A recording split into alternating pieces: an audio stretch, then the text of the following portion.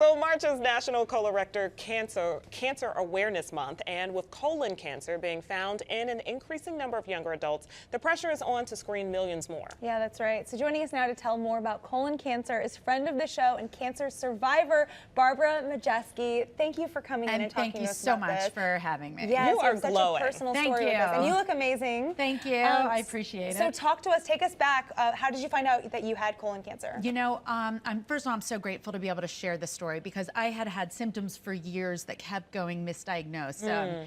I was told to take dairy out of my diet, take wheat, you know, I was pureeing all my foods, and I just kept getting misdiagnosed. And it wasn't until I actually went to an alternative doctor at 42 years old, and she did my case history that my father had colon cancer. And she was like, you needed a colonoscopy at 40 years old. And because I had never seen anybody that really looked like me, that was a woman in her 40s, it wasn't really something that I really had access to. It wasn't even on your radar. Well, exactly. Yeah. It really wasn't on my radar. So ultimately, I got the script for a colonoscopy, and it went from 0 to crazy really fast. I was a late stage colon cancer. It was a stage 3. It had already, perforated the intestinal wall. Wow. And from there, I had to have an extensive surgery and then 6 months of chemo.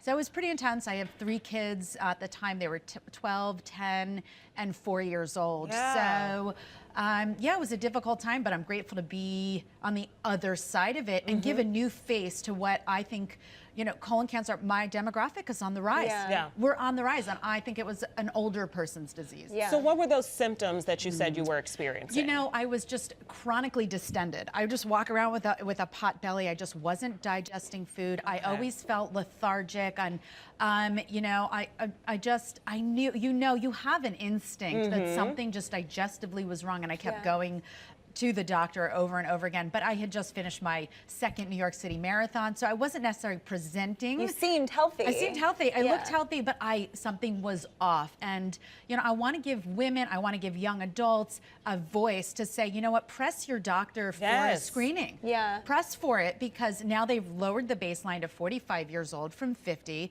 and our demographic is on the rise. And it's one of the most treatable and beatable cancers out there if detected early. So tell us more about getting tested. So you should start when you're 45, or should you start younger? If you What's have the a deal? case family history, you should definitely get it by the time that you're 40, if not earlier. And now the baseline is 45 years old, man or a woman. And I think a lot of people are afraid of the colonoscopy, but I really want to kind of dismantle that a little bit. Everybody's always talking about cleanses and juicing and getting ready for the summer. Listen, you want to get pool party ready? Schedule a colonoscopy.